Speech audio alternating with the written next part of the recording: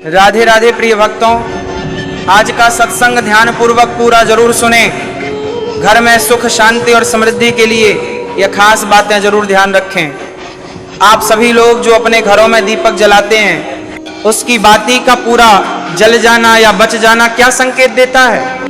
ये आपकी पूजा घर, मंदिर और खास अवसरों पर जैसे कि दीपावली, व्रत और अन्य धार्मिक अनुष्ठानों में दीपक जलाने से जुड़ा है। क्या कभी आपने सोचा है या देखा है होगा कि जब आप दीपक जलाते हैं तो वो आपके जीवन में कौन से संकेत दे रहा है? क्या आपके दीपक की बाती पूरी तरह से जल जाती है या वो आधी जली रह जाती है? और क्या दीपक की बाती पर फूल बनने का क्या अर्थ होता है? क्या आपको पता है कि पहले से जले हुए दीपक में बाती जलाना आपकी परेशानियों का कारण हो सकता है या नहीं? और कितने समय तक, कितने सालों तक एक ही दीपक का उपयोग करना शुभ माना जाता है या अशुभ? आज हम इन सभी रहस्यों का पर्दाफाश करेंगे और जानेंगे कि दीपक आपके जीवन में खुशहाली या बाधाएं कैसे ला सकता है। तो भक्तों, आपको जानकर हैरानी होगी कि आप अपने पूजा घर या मंदिर में दीपक जलाते समय अगर ये गलती करते हैं तो आपको इसका परिणाम जरूर भुगतना होगा। दीपक की बाती का पूरा जल जाना और बाकी का बच जाना भी अलग अलग संकेत देता है, जो आपके लिए जानना बहुत जरूरी है। जब हम पूजा करते हैं तो हमारा दीपक कभी कभी अचानक से बुझ जाता है और कभी कभी ऐसा होता है कि हमारी पूजा होने के बाद हम उस दीपक को भगवान के सामने जलता हुआ छोड़ देते हैं, लेकिन कुछ समय के बाद दीपक अपने आप बुझ जाता है और घी बचा रह जाता है। और कभी कभी तो हमारे दीपक की बाती पूरी जल जाती है और उसमें फूल भी बन जाता है। तो इनके अलग अलग नकारात्मक और सकारात्मक परिणाम होते हैं। तो सबसे पहले ये जानते हैं कि अगर हमारे दीपक में फूल बन रहा है तो इसका क्या मतलब होगा? प्रिय मित्रों, अगर हमारे दीपक की बाती में फूल बन रहा है तो इसका सीधा सा मतलब है कि भगवान ने हमारी प्रार्थना को स्वीकार कर लिया है और वो हमारी पूजा से प्रसन्न है। वह इस बात का संकेत बाती में बने इस फूल के माध्यम से देते हैं। अगर आपके घर में दिव्य शक्तियां मौजूद हैं और आपके साथ साथ वह भी ईश्वर की पूजा में अपना ध्यान लगाती हैं, तो आपके दीपक की बाती में एक से ज्यादा फूल बनते हैं और कभी कभी साथ ही किसी भी देवी देवता का रूप भी दिखने लगता है। तो अगर आपके दीपक की बाती में फूल बन रहा है तो आपके दीपक की बाती में फूल बन रहा है, आप सच में बहुत भाग्यशाली हैं। इसी के साथ दीपक जलाने के भी कुछ खास नियम आपको जरूर जानने चाहिए। भक्तों, अगर आप पहले से जले हुए दीपक में अपनी बाती रखकर जलाते हैं तो ऐसा करने से दुर्भाग्य आपका पीछा कभी नहीं छोड़ता। अगर दीपक में पहले से जली हुई बाती की राख या फिर रुई और कालिक है और आपने अपनी बाती इसमें रखकर जला दी तो ऐसा करने से भगवान आपसे प्रसन्न होने की बजाय नाराज हो जाते हैं और आपको इसके बहुत ही भयानक परिणाम देखने को मिलते हैं। आपके बनते हुए काम बिगड़ने लगते हैं, आपकी तिजोरी का धन खर्च होने लगता है और आपके धन आने के सारे रास्ते भी बंद हो जाते हैं। तो हमेशा ये ध्यान रखें कि जब भी आप दीपक जलाएं, आप हमेशा साफ सुथरे दीपक का ही इस्तेमाल करें।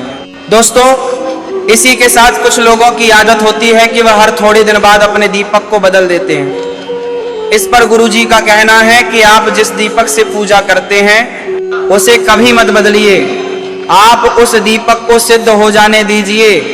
जब कोई दीपक रोजाना भगवान के सामने जलता है तो वह दीपक समय के साथ सिद्ध हो जाता है। भगवान की सकारात्मक ऊर्जा उस दीपक में आ जाती है और जब भी आप वह दीपक जलाते हैं तो आपका तन और मन दोनों पवित्र हो जाते हैं। तो आप हर रोज उस दीपक को साफ कीजिए, फिर उसमें बाती रखकर जलाएं।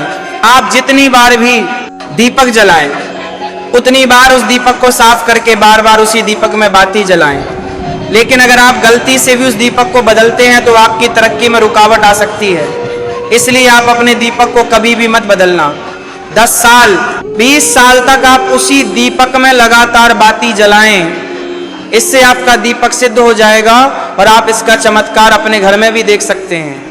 अगर आपके घर में कोई भी रोगी हो, बीमार हो या किसी का बुखार नहीं जा रहा हो तो आप इस दीपक को थोड़ी देर के लिए किसी बर्तन में डालिए और अब उस रोगी को ये पानी पिला दीजिए। 10 से 15 मिनट के भीतर उसका बुखार उतर जाएगा। वहीं अगर आपके घर में किसी को नजर लगी हो या फिर आपके व्यापार में किसी की नजर लगी हो, आपका धंधा अच्छे से नहीं चल रहा हो, तो भी आप इस दीपक को तांबे के बर्तन में पानी भरकर उसमें डाल दीजिए और रात भर के लिए छोड़ दीजिए। अगले दिन सुबह पानी का छिड़काव अपने घर में और अपनी दुकान पर करिए। ऐसा करने से आपको साफ साफ परिणाम दिखाई देंगे, क्योंकि जब हम लगातार एक ही वस्तु का प्रयोग अपनी पूजा में करते हैं तो वह वस्तु शुद्ध हो जाती है। भगवान की जो ऊर्जा होती है वह उस वस्तु में समा जाती है। तो कभी भी अपने मंदिर के दीपक को बदलने की गलती ना करें। दोस्तों, अगर आपके मंदिर का दीपक टूट जाता है या फिर खराब हो जाता है या खंडित हो जाता है, तभी आप उस दीपक को बदल सकते हैं। लेकिन फिर भी आप उस दीपक को ना फेंकें, बल्कि इसे अपने घर में संभाल कर रखें, क्योंकि ये भगवान की सकारात्मक ऊर्जा का भंडार होता है। वहीं अब आपको ये भी बता देते हैं कि अगर आपके दीपक की बाती पूरी नहीं जलती है और आपके दीपक में घी बच जाता है तो इसका क्या परिणाम होता है। सबसे पहले ये देखिए कि अगर आप किसी भी पेड़ पौधे की पूजा कर रहे हैं और पूजा में जलाया हुआ दीपक पूरा नहीं जलता या फिर उसमें घी बच जाता है, तो इससे आप के घर में बीमारियां घर बना लेती हैं और ये बीमारी कभी भी आपका पीछा नहीं छोड़ेगी। तो जब भी आप किसी भी पेड़ पौधे या मंदिर के बाहर किसी भी स्थान पर पूजा करें तो ये ध्यान रखें कि उसकी बाती पूरी जले और उसमें घी बचा हुआ ना हो, क्योंकि ये आपकी अच्छी सेहत के लिए बहुत ही अच्छा प्रभाव देगा। वहीं अगर आपके घर के मंदिर में दीपक की बाती पूरी नहीं जलती और पूजा करते समय दीपक बार बार बुझ जाता है, तो जरूर आपके घर में नकारात्मक ऊर्जा का वास है और ये आपकी पूजा में विघ्न डालने का काम करती है। दोस्तों, हमारे घर में अगर कोई बुरी शक्ति होती है या फिर कोई ऐसी ऊर्जा होती है जो ये नहीं चाहती कि आपके घर में भगवान की कृपा हो और सकारात्मक ऊर्जा हो, तो ये आपकी पूजा सफल नहीं होने देती। क्योंकि भक्तों, एक वातावरण में एक ही तरह की ऊर्जा रह सकती है, या तो सकारात्मक या नकारात्मक। जो बुरी शक्तियां होती हैं वह ये कभी भी नहीं चाहती कि आपके घर में देवी देवताओं की कृपा हो। अगर आपके घर में भगवान ने अपनी कृपा की तो उन बुरी शक्तियों और ऊर्जा का प्रभाव खत्म हो जाएगा। इसलिए ये शक्तियां चाहती हैं कि आपकी पूजा में रुकावटें आएं। इन्हीं के प्रभाव से हमारा दीपक बार बार बुझ जाता है या फिर दीपक की बाती पूरी नहीं जलती। इस सब से बचने के लिए आपको सच्चे मन से भगवान का स्मरण करना चाहिए। जब भी आप दीपक जलाएं, भगवान से प्रार्थना करें कि आपके आसपास जितनी भी नकारात्मक ऊर्जा हो वह आपसे दूर रहे और भगवान की कृपा आप पर बनी रहे। ऐसी शक्तियों से बचने के लिए जब भी आप दीपक जलाएं, गंगा जल से गोल घेरा बना लें और उस घेरे में दीपक को रखें, क्योंकि दोस्तों, गंगा जल को बहुत ही पवित्र माना गया है और महादेव का वरदान भी गंगा जल को प्राप्त है। गंगा जल में सबसे पहले तो कोई भी बुरी शक्ति प्रवेश नहीं कर सकती, इसलिए गंगा जल कभी खराब नहीं होता और हर तरह की ऊता रजा को सकारात्मक ऊर्जा में बदल देता है।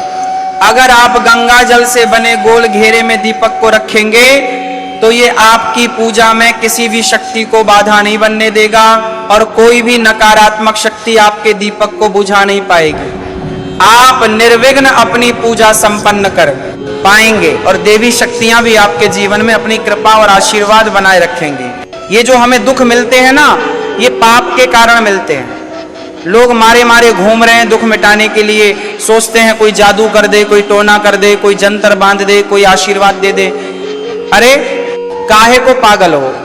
यदि तुम अच्छे आचरण करते हो, भगवान का नाम जप करते हो, सन्मार्ग से चलते हो, तो तुम्हें किसी से आशीर्वाद मांगने की जरूरत नहीं। बात मान लीजिए, प्रार्थना मान लीजिए। दिखावे में लाखों लोग अपने जीवन को नष्ट करने के लिए तैयार हैं। ये माया का ही तो दिखावा है जिसमें जन्म जन्म हमारे नष्ट होते जा रहे हैं। सत्य मार्ग को क्यों नहीं पकड़ते हो? किसी के आशीर्वाद की जरूरत नहीं। आपको आनंद प्राप्ति के लिए, आप आनंद के बच्चे हो, आनंद स्वरूप हो, जिनसे आशीर्वाद मांगते हो उनके अंदर जो आत्म तत्व बैठा है वह तुम्हारे अंदर बैठा है।